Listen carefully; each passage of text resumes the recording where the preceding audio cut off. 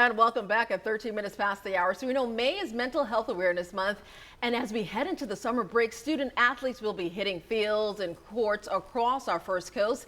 And here with us this morning to share some important mental health habits for student athletes is a woman who knows firsthand the dedication it takes to become a top athlete and keep it all together. She's a psychiatrist, co-founder of the Armstead Academic Project, and wife of Jacksonville Jaguars player Eric Armstead. Dr. Mindy Armstead is here with us this morning. Welcome, welcome. Thank you. Thank you so much for having me. How are you feeling? Is this too early for you joining us? It's, you know, the kids have been up, so it's early, but not too bad. Yes, not too bad. So you have multiple babies, by the way. Yes. Three years. Yes, and three. We're talking about back to back to back. What are their ages? 5, 3, and a 1-year-old. Okay, my twins are 7, so I understand. Yeah. Let me say it's pretty busy. But you sent in some really important key points when it comes to student athletes in particular, things to keep in mind. I want to go over those really quickly, if we can. First is to separate who you are from how you perform. Explain that.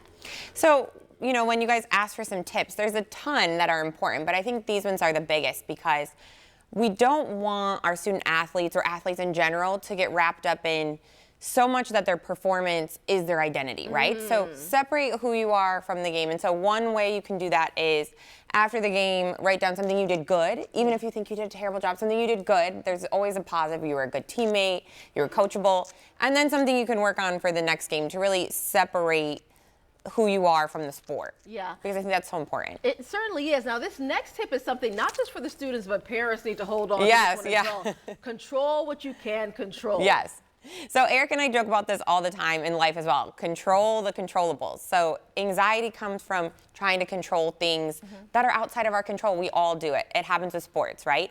We can't control what a coach decides, what play or playing time or what an opponent says or a teammate says. But you can control how you show up, your attitude, how you prepare.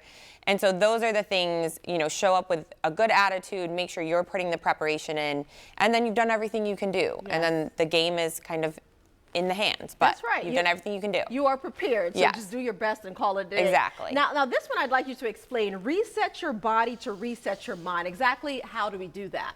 Yeah, so a lot of times when we're in stress, it can be a sporting game, giving a speech, your fight or flight takes over. And we've all felt that where our heart's beating fast or our stomach gets in those butterflies.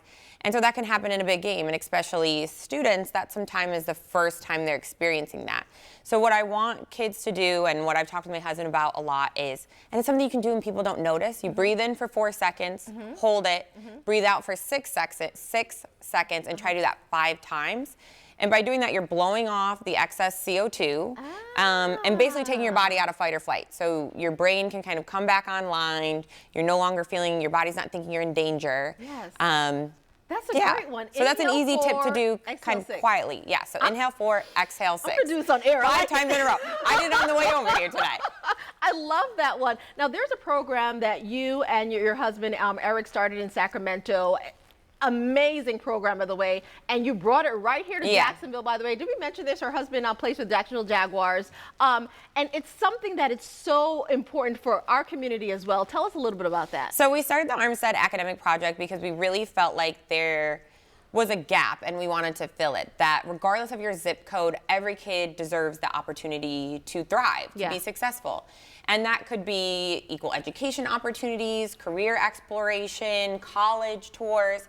And so we brought that to Jacksonville because we're here, where the community is giving us a lot. We should give the community back. So we have a Thrive School here. We did a career camp with Fanatics where we brought, I think it was around 40 kids from the Boys and Girls Clubs and let them tour Fanatics and different jobs. And so, yeah, so that's kind of what we do. And there's a lot more to it, but it's a big passion project for us. It's our first baby, I'd say. Oh, that is awesome. Mindy, thank you so much for joining us this morning. These are some really great tips to hold on to. For me, I'm holding on to inhale 4, exhale 6. I'm going to be doing that one throughout the morning. Thank you again so much for joining us. We do appreciate it.